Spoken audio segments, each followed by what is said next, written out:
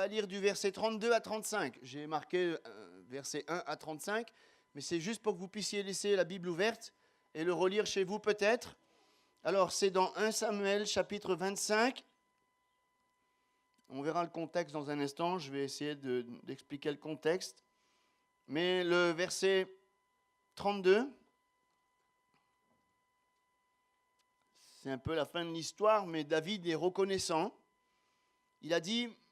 David dit à Abigail, « Béni soit l'Éternel, le Dieu d'Israël, qui t'a envoyé aujourd'hui en ma rencontre.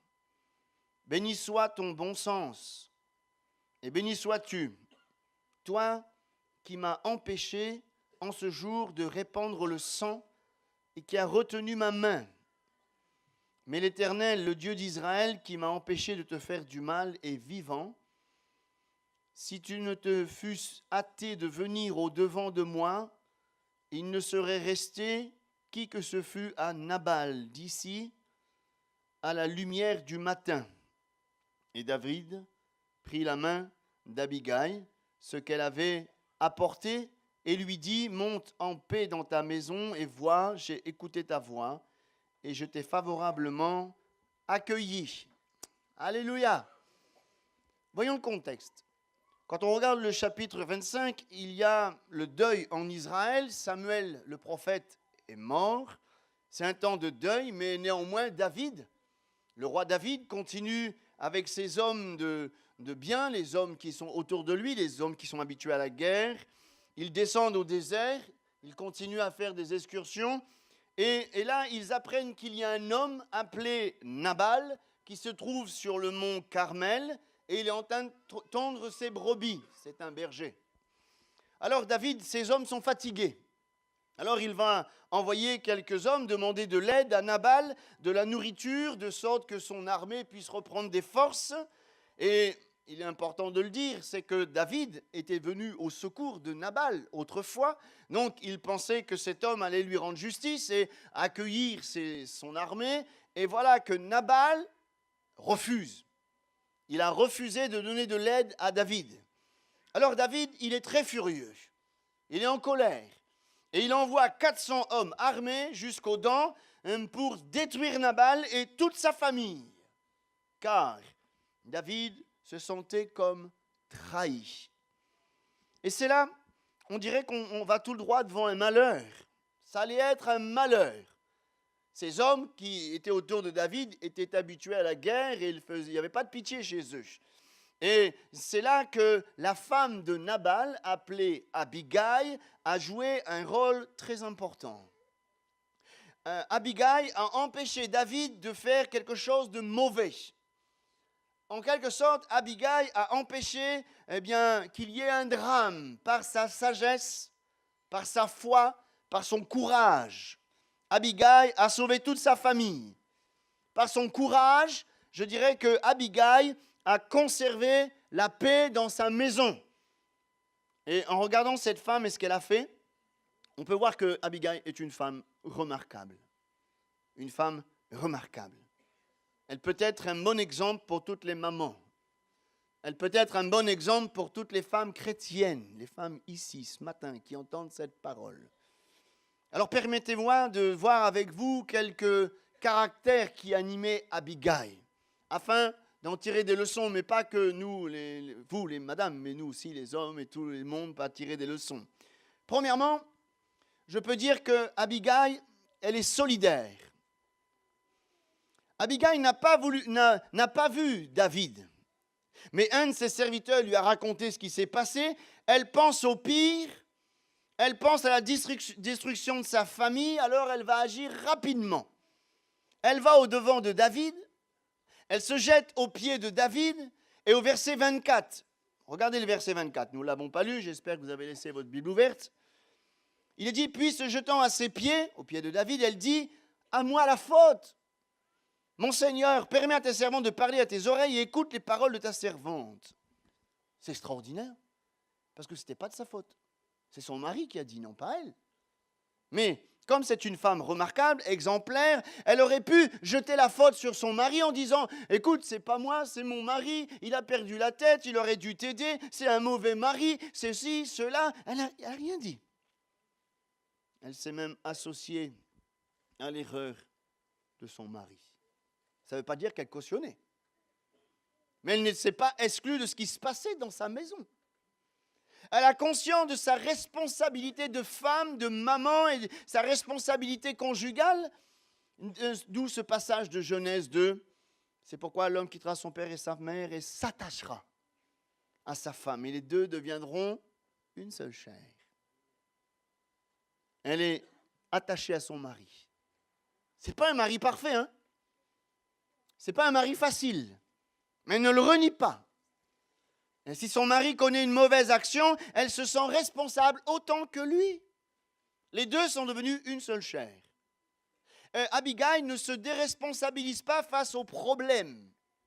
Elle s'identifie aux problèmes qui touchent son mari, donc qui touchent sa famille. Elle se sent concernée. Elle le prend sur elle. C'est aussi l'humilité, ça, non? Elle n'accable pas son mari. Elle ne le charge pas de son péché, elle porte la charge avec son mari. Je crois que c'est un acte remarquable. Et nous pouvons nous approprier ce caractère. Je pense que lorsque nous voyons un de nos proches commettre une erreur,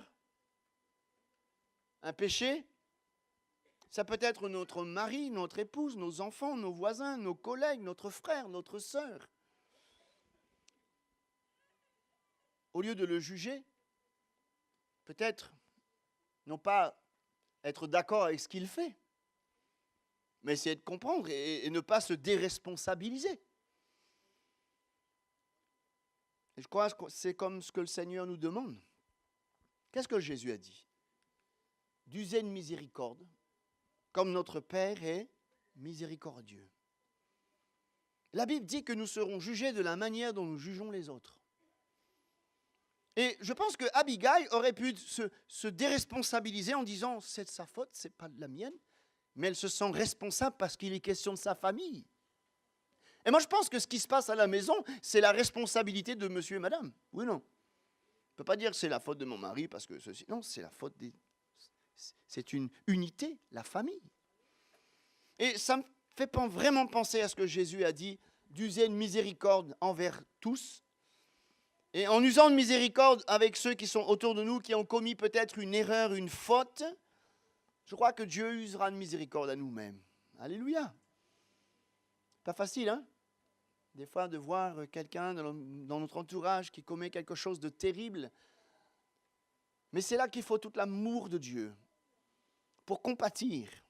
Non pas pour jeter la pierre. On sait que ce n'est pas bien. Je ne suis pas en train de dire que Nabal a fait quelque chose de bien. Je suis en train de dire que Abigail avait de la sagesse et de l'amour pour son mari parce qu'elle avait la vision de sa maison. Et c'est toute sa maison qui allait être percutée par vraiment toute l'armée de David, exterminée même, mais par sagesse, par amour, par humilité, elle s'est sentie responsable. Je crois qu'on est tous responsables de ce qui se passe à la maison. Je crois qu'il y a une autre qualité. C'est beau la photo, hein? Moi j'aime bien. Une petite mamie qui fait des comme ça et de l'autre côté on voit une belle image. Elle est réaliste. Elle est pleine de miséricorde, bien sûr, mais en même temps, elle ne fuit pas la réalité. Elle regarde la réalité en face. Elle voit son mari tel qu'il est. Ça ne veut pas dire qu'elle essaie de cacher ses défauts. Non, non, non, pas du tout. La preuve, c'est qu'au verset 17, regardez le verset 17 avec moi. Elle-même va dire à David, « Sache maintenant et vois que tu as ce que tu as à faire, car la perte de notre maître et de toute sa maison est résolue.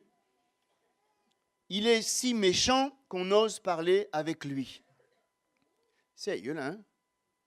Elle dit la vérité. Elle n'est pas en train de dire à David, non, mais mon mari, il est extraordinaire. Non, il dit la vérité, il est méchant. C'est comme ça. Nabal signifie en effet insensé, grossier, fou. Et ce discernement a permis à Abigail d'agir d'une manière efficace. Et ça, c'est quelque chose d'important qu'on peut retenir ce matin. Quand on est réaliste, on voit les choses telles qu'elles sont. Des fois, on est dans le rêve, on ne veut pas voir la réalité. Mais quand on voit la réalité, ça nous donne du discernement Et parce qu'on a du discernement, on peut bien gérer la crise, le problème. Sachant discerner les réalités de ce qui se passe dans notre maison. Il ne faut pas qu'on fasse la politique de l'autruche. Non, tout va bien, tout va bien, tout va bien. Ça ne va pas bien, ça ne va pas bien. S'il y a un problème, il y a un problème. Et moi, je crois que quand on est réaliste, Dieu va nous aider à affronter nos problèmes, nos soucis, avec sagesse, avec foi, avec courage. C'est pour ça qu'elle est remarquable, Abigail. Parce qu'elle ne fuit pas le problème, elle ne fait pas la politique de l'autruche. Et parfois, on ne veut pas affronter les problèmes. On préfère les cacher. On le met sous le tapis. Non. Moi, je crois que Dieu nous appelle à voir les choses telles qu'elles sont. Mes sœurs, soyez courageuses de voir la réalité en face et ça fera un sujet de prière et aussi ça vous donnera du discernement pour pouvoir agir avec sagesse dans toutes sortes de situations. Abigail, plein de réalistes. Je vois aussi qu'Abigail, c'est une femme de foi.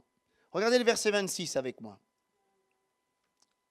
Maintenant, mon Seigneur, aussi vrai que l'Éternel est vivant et que ton âme est vivante, c'est l'Éternel qui t'a empêché de répandre le sang et qui a retenu ta main. Que tes ennemis, que ceux qui veulent du mal à mon Seigneur soient comme Nabal. Alors, je crois que c'est une femme de foi. Pourquoi ? Quand je lis ce verset, elle est en train de parler à David, mais David, il n'a absolument rien dit. Il n'a absolument pris aucune réponse. Mais Abigail est convaincue d'une chose, c'est que Dieu va empêcher David de faire du mal. C'est pas ça la foi ? Elle va au-devant de David avec conviction, elle voit déjà la fin du souci, la fin du problème, elle n'a pas paniqué, elle est restée dans la paix et dans la foi. Et remarquez avec moi que lorsqu'elle ne parle pas au futur. Elle dit non, Dieu va t'empêcher et tu ne feras pas. C'est pas ça qu'elle a dit. L'Éternel t'a empêché. C'est comme quelque chose qui est présent, c'est quelque chose que David avait déjà pris comme résolution. Mais alors que David n'avait rien dit, elle ne savait pas comment David allait réagir. Mais elle avait la foi. Et moi, je crois qu'une épouse, une maman qui a un langage de foi, je vous assure, ça rassure. Ça rassure les enfants, ça rassure le mari, ça rassure tout le monde. J'ai l'impression que si madame à la maison, elle vacille, tout le monde vacille. Oui ou non, les sœurs ? Vous suivez ? J'ai l'impression que si madame promène des regards inquiets, elle commence à dire « Aïe, aïe, aïe, qu'est-ce qui se passe ? Qu'est-ce qui se passe ?» Eh bien, à la maison, c'est la panique. Et heureusement que cette femme avait un langage de foi, une vision de foi, et sa façon d'agir montre bien que sa force, elle est en Jésus. Et c'est ça la foi, quelque part. La foi est une ferme assurance des choses qu'on espère, une démonstration de celles qu'on ne voit pas. Et je crois que c'est un principe que nous devons adopter dans notre vie. Face à nos difficultés, je me pose la question, est-ce que nous sommes animés de cette foi qui transporte des montagnes ? On commence à porter des regards inquiets, on commence à confesser le négatif, le pire, c'est terminé. Ah, catastrophe, vous vous rendez compte ? Moi, je crois que Abigail, par sa foi, a permis à la paix de Dieu de demeurer. Et face à nos problèmes, ayons l'assurance, ayons le regard sur ce que le Seigneur va faire, parce qu'on a un Dieu qui est formidable, un Dieu qui amène les choses impossibles, possibles. Et tout est possible à celui qui croit. Et Abigail, elle a cru que Dieu allait toucher le cœur de David. Elle a confessé que David allait le maîtriser, que David n'allait pas commettre l'irréparable, et dans la foi. Et moi, je crois que la foi, en la fidélité de Dieu, dans ses promesses, va rendre Abigail comme plus sereine. Pas de panique. Elle aurait pu paniquer, non ? Vous êtes d'accord avec moi ? Voilà que 400 bonhommes descendent pour exterminer sa famille. Elle a entendu tout ce que David avait dit, elle aurait pu céder à la panique, mais parce qu'elle a eu foi dans les promesses de Dieu, elle a eu foi dans ce que Dieu allait faire, que Dieu allait changer le mal en bien. Alors elle est restée dans la confiance et la sérénité. N'est-ce pas ce qui est écrit ? C'est dans le calme et la confiance que sera votre force. Moi, je crois que c'est pour ça que c'est une femme remarquable. Elle n'a pas cédé à la panique, elle est restée tranquille. Et moi, je crois que la foi, dans n'importe quelle situation, nous donne une pleine stabilité au milieu de la tempête. Et je crois que dans la tempête, on a tous des difficultés à différents niveaux. C'est jamais facile, la vie chrétienne. La vie de famille, c'est pas facile. On a des luttes, on a des combats, on a de l'adversité, des incompréhensions, on a toutes sortes de problèmes. Mais la foi nous permet de rester stable. Je sais en qui j'ai cru. Je sais que Dieu est fidèle. Je sais que Dieu changera le mal en bien. Je sais qu'il sera pourvu à la montagne de l'Éternel. Et moi, je crois qu'on peut dire que sa foi a marqué sa vie, mais aussi ça l'a rendu assez humble. Et moi, je crois qu'on a besoin de femmes de Dieu qui soient des femmes de foi, qui amènent la stabilité dans la maison. On a besoin de voir aussi des frères, je parle des mamans, mais que des frères aussi, à la maison, soient aussi des hommes de foi. Et peu importe ce qui arrive dans la maison, vous vous rendez compte, si monsieur et madame paniquent, alors c'est la fin du monde. Et moi, je crois que la foi nous permet de rester tranquille. Ayons les yeux fixés sur le Seigneur. Alléluia.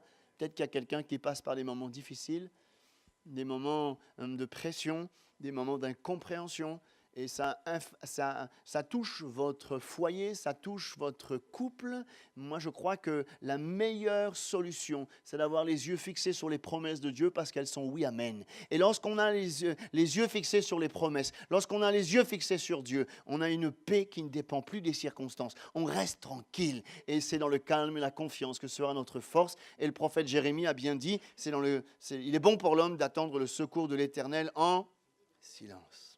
Gloire à Dieu. Femme formidable, Abigail.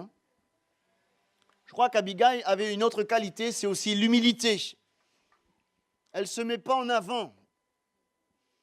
Elle aurait pu le faire en abaissant son mari, mais elle ne l'a pas fait. Elle a une foi remarquable, elle ne tremble pas, mais elle se met en retrait. C'est beau ça, hein? La tentation aurait été forte qu'elle se mette en avant. Pour elle, c'est le Seigneur qui fait toutes choses. Elle l'a confessé, que l'Éternel. Elle aurait pu dire, non, David, je vais parler à ton cœur, tu restes tranquille, t'inquiète pas. Non, elle a mis l'Éternel en avant. Et c'est exactement ce que Jésus nous a enseigné. Dans Luc 17, vous de même, quand vous avez fait tout ce que vous a été ordonné, dites, nous sommes des serviteurs inutiles. Nous avons fait ce que nous devions faire. Je crois que quelle que soit la façon que Dieu va agir à travers nous, que Dieu nous garde d'être remplis d'orgueil ou de se voler la gloire de Dieu, cette femme est animée de l'humilité qui permet à Dieu de se glorifier. Peu importe si Dieu nous permet d'amener la bénédiction dans notre maison, peu importe si Dieu nous permet de calmer la fureur, à lui seul soit la gloire. Et j'aime bien ce psaume. Le psaume 115, verset 1, « Non pas à nous, Éternel, non pas à nous, mais à ton nom donne gloire à cause de ta bonté, à cause de ta fidélité. » Alléluia. Peut-être que une maman ce matin est en train de vivre des moments difficiles, mais vous tenez bon, vous êtes un peu le pilier de la maison. Et c'est vous qui priez, c'est vous qui intercédez, c'est vous qui témoignez, c'est vous qui donnez la direction. Eh bien, à Dieu soit la gloire. Parce que vous êtes un instrument béni entre les mains de Dieu pour votre maison. Peut-être que vous avez un mari, les frères, je ne juge personne, mais peut-être que quelqu'un a un mari inconverti et ce mari, il est démissionnaire, il a démissionné de sa position, il a démissionné de sa responsabilité, il a démissionné de sa position de papa, de mari. Vous êtes là et vous tenez la barre tout seul. Malgré cela, Dieu va continuer à vous utiliser, mais restez humble. Parce que la gloire appartient à Dieu. Alléluia. Il y a autre chose qui animait Abigail, c'est son obéissance. David a demandé à Nabal un don en échange de la surveillance de ses troupeaux et il avait besoin de manger. Il a besoin que son armée reprenne des forces. Son mari a refusé. Mais voilà que Abigail, elle a exécuté la demande de David. Autrement dit, elle a obéi à David. Mais derrière David, vous ne croyez pas que c'est Dieu qu'elle était en train d'obéir? Parce que David était un homme de Dieu. Et c'était là le symbole de la présence de Dieu. Elle a pris 200 pains. C'est pas rien. Elle a pris 2 outres de vin, 5 pièces de rôti, de bétail, des grains rôtis, des raisins secs, des figues. Tout ça, c'est au verset 18. Donc, on voit que son obéissance lui a coûté quelque chose. Ce n'est pas une obéissance gratuite. Ça lui a coûté quelque chose. Et son mari, lui, il était dans la désobéissance totale. Mais elle a relevé le défi. Elle était prête à tout pour sauver sa famille. Elle a obéi, ça lui a coûté quelque chose. Et je crois qu'à chaque fois qu'on veut obéir à Dieu, il y a un prix à payer. Il n'y a pas d'obéissance gratuite. Et elle n'a pas regardé à la dépense. Eh bien, parce qu'à l'époque, ce n'était pas forcément facile de trouver 200 pains, 2 outres de vin, 5 pièces de bétail, des grains rôtis, du raisin sec, etc. Et ça a dû lui coûter quelque chose. Mais l'obéissance à Dieu ne doit pas être calculée. Et même si cette prise de position, elle lui causait peut-être des problèmes, on dirait qu'elle assume parfaitement, puisque comme dit Acte 5, 29, il faut mieux obéir à Dieu plutôt qu'aux hommes. Et une chose est sûre, il y a un principe incontournable, quand on obéit à Dieu, c'est l'assurance d'être béni. C'est automatique. Quand on obéit à Dieu, c'est l'assurance d'être béni. Dieu nous demande d'obéir à sa parole. D'ailleurs, dans 1 Samuel 15, dans le même livre, c'est là que l'Éternel dit que l'obéissance vaut mieux que tous les sacrifices. Et les sacrifices ici, c'est vraiment tous nos efforts. Dieu ne demande pas des efforts, il demande l'obéissance. Mes sœurs, si vous obéissez à la parole de Dieu, Dieu bénira votre maison. Mes frères, si vous obéissez à la parole de Dieu, Dieu bénira votre vie, votre foyer, votre couple. Parce que vous lirez Deutéronome 28, c'est extraordinaire. J'aime ce texte.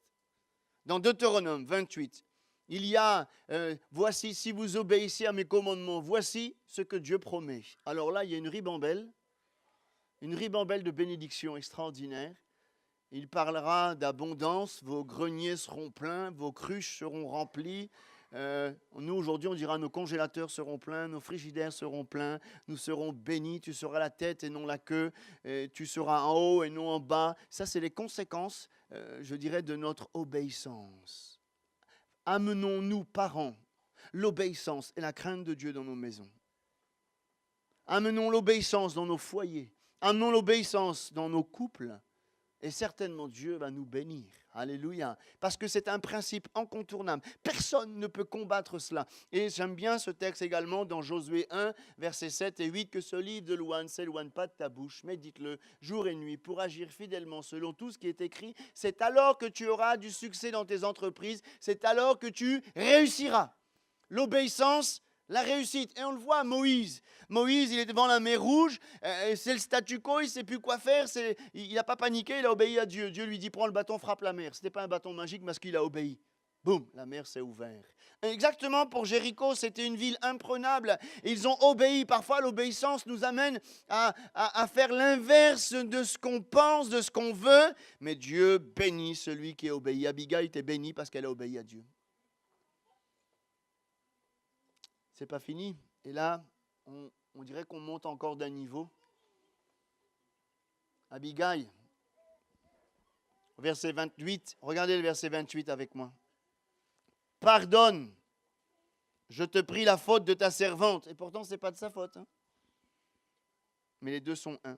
Car l'Éternel fera à mon Seigneur une maison stable. Pardonne, car mon Seigneur soutient les guerres de l'Éternel et la méchanceté ne se trouvera jamais en toi. Après avoir confessé la faute de son mari comme si c'était la sienne, elle implore le pardon. Moi, je crois que c'est une suite logique. Confession. Je crois que sans pardon, il ne peut pas y avoir la paix. Elle demande pardon. Elle confesse le péché. Et là, j'ouvre une parenthèse. Parfois, on s'imagine, parce qu'on est chrétien, on n'a plus besoin de se repentir. Eh bien non. C'est tous les jours qu'il faut être au pied de la croix et demander pardon, se demander pardon entre le mari et la femme. Des fois, c'est la guerre de tranchées parce que l'épouse n'arrive plus à demander pardon au mari, le mari n'arrive plus à demander pardon à l'épouse, ou c'est peut-être l'enfant qui ne demande plus pardon à la maman ou le papa, et l'inverse. Et je crois que quand on demande pardon, c'est réparateur. Le pardon est une puissance qui libère, qui bénit. Et dans 1 Jean chapitre 1, verset 9, si nous confessons nos péchés, il est fidèle et juste pour pardonner et nous purifier de toute iniquité. J'aimerais quand même faire une remarque.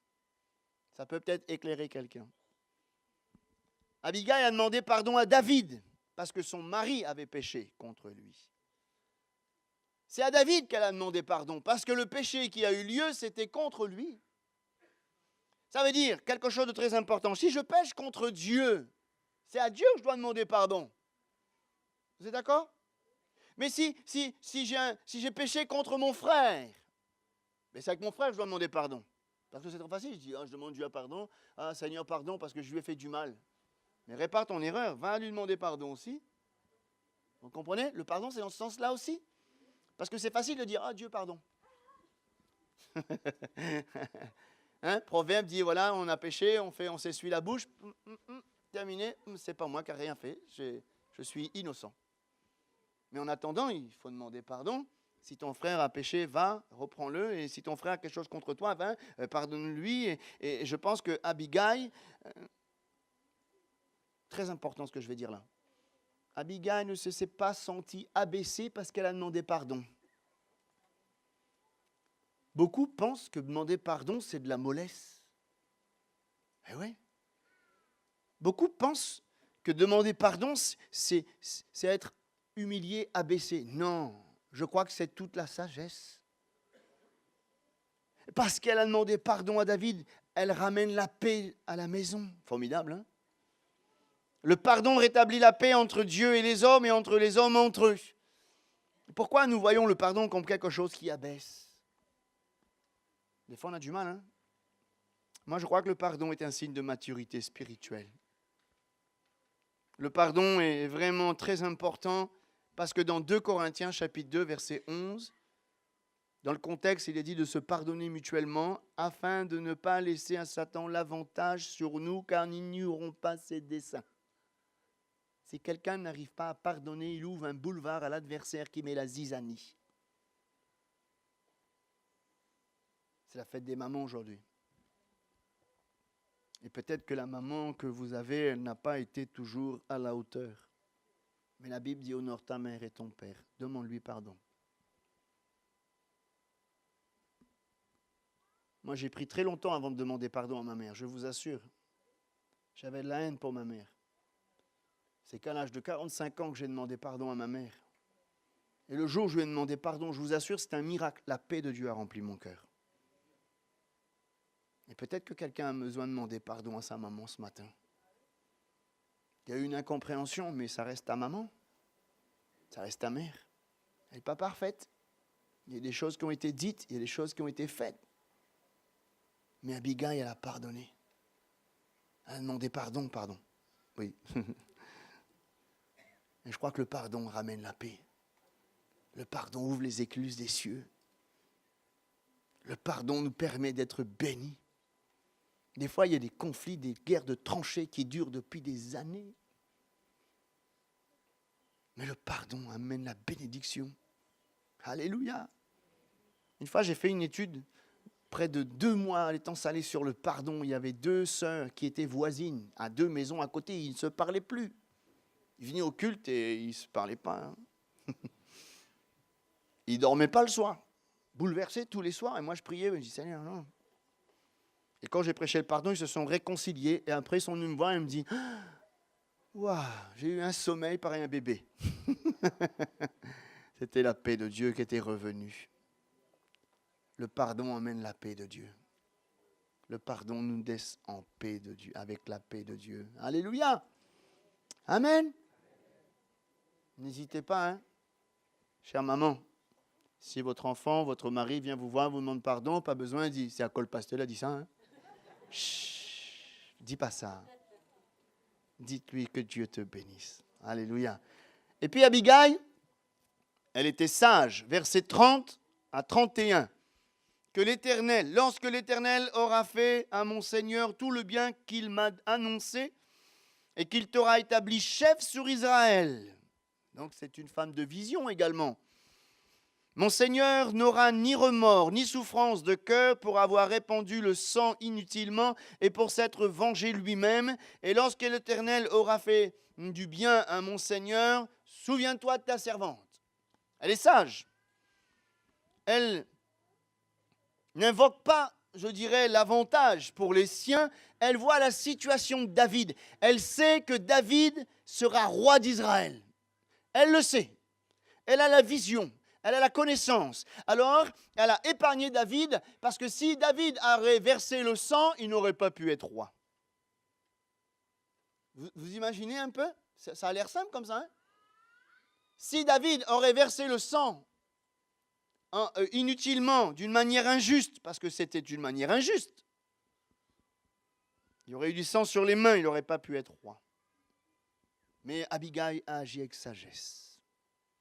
Et dans Proverbe 8, verset 12, « Moi, la sagesse, j'ai pour demeure le discernement, et je possède la science de la réflexion. » Je crois que la sagesse de Dieu, on en a vraiment besoin. Des fois, par manque de sagesse, on dit des choses. Par manque de sagesse, on blesse. Par manque de sagesse, on agit avec précipitation. Par manque de sagesse, parfois, nous sommes maladroits. Mais la sagesse nous amène à de la retenue. Et Abigail avait de la sagesse. Elle a discerné. La sagesse donne du discernement. Et dans Jacques 1, 5, il est dit, si quelqu'un d'entre vous manque de sagesse, qu'il la demande à Dieu, qu'il la donne à tous simplement sans reproche, elle lui sera donnée. Que Dieu nous donne de la sagesse. Le sage, il se tait parfois. Des fois, il faut savoir se taire devant certaines situations. Celui qui se tait passe pour un sage. Des fois, on a envie de répondre, hein, œil pour œil, dent pour dent, bim bam, bim bam. Mais la sagesse fait qu'on se tait. On prie dans notre cœur. Et puis, une autre qualité, elle a du courage. Elle a du courage. Ça n'a pas dû être facile pour Abigail d'aller ensuite raconter tout ce qui s'est passé à son mari, parce qu'elle avait des comptes à rendre à son mari. La décision d'Abigail face à son mari qui était fou, et comme un exploit, je crois, elle avait du courage. Ils avaient tous peur de Nabal, s'il était fou. Il buvait, alors elle a dû attendre qu'il passe son vin pour parler à son cœur. J'ai envie d'ouvrir une parenthèse des fois, mes sœurs, il y a des moments favorables pour parler à son mari. Hein, voilà. Je ferme la parenthèse. Les sœurs comprendront ce qu'il faut comprendre. Moi, je crois que cette femme, elle est courageuse. Nous devons avoir du courage. La Bible dit à plusieurs reprises, Jésus lui-même, il a dit, prenez courage, prenez courage. Et on a besoin de courage. Il faut du courage pour être une maman, il faut du courage pour être une épouse, mais il faut du courage pour être un chrétien zélé, il faut du courage, on a besoin de courage, de ne pas baisser les bras. Et dans Deutéronome 31, 6, fortifiez-vous, ayez du courage. Hein, du courage. Moi, je crois que devant certaines situations, nous ne devons pas baisser les bras. Peut-être qu'il y a quelqu'un qui vit dans sa maison quelque chose de difficile, mais je te dis de la part de Dieu, prends courage. Ne baisse pas les bras. Peut-être qu'il y a une maman ce matin-là qui est en train de vivre quelque chose de très difficile avec son mari. Perds pas courage. Tiens bon. Reste attaché à Jésus. C'est pas facile, je comprends ce que vous vivez, c'est pas facile. Mais ne craignez point, ne soyez point effrayés, dit le Seigneur. Ton Dieu marchera lui-même avec toi, il ne te délaissera point, il ne t'abandonnera point. Le courage. Dieu nous demande d'avoir du courage. Alors je termine. Abigail, c'est vraiment une femme remarquable. Abigail est une femme remarquable parce qu'elle est solidaire à son mari, même si celui-ci n'est pas parfait, qu'est-ce que vous voulez. Abigail est une femme remarquable parce qu'elle est réaliste, elle voit les problèmes tels qu'ils sont, elle ne se cache pas derrière une apparence. Abigail est remarquable parce que c'est une femme de foi. Abigail est remarquable parce qu'elle est remplie d'humilité. Abigail est une femme remarquable parce qu'elle demande le pardon. Abigail est une femme remarquable parce qu'elle est sage, elle est courageuse. Et je relis le verset 33 pour terminer. Béni soit ton bon sens.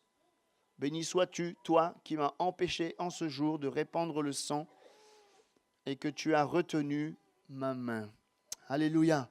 Et je crois que les sœurs, en étant remplies du Saint-Esprit, parfois on retient la main de notre mari. Hein. Moi, des fois, je dis heureusement, ma femme, elle est là, parce que sinon, elle me retient, elle dit, chut, fais pas ça. Moi, je suis plutôt de caractère fonceur. Elle me dit, hop, viens aussi là, reste là. Fais pas ça. Merci Seigneur.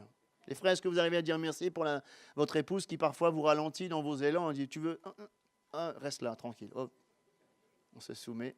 Merci Seigneur. Non, les frères? Non, sinon on dit, tout le temps elle est en train de m'empêcher de faire ça. Hein. Non, merci Seigneur. Les frères, est-ce qu'on ne peut pas bénir le Seigneur pour l'épouse qu'il a mis à côté de nous? Hein? Vous arrivez à dire merci Seigneur? Ouais. On va bénir le Seigneur un instant? Simplement, merci Seigneur pour l'exemple d'Abigail. Cette parole très simple que nous avons pu partager ce matin. Merci pour la sagesse.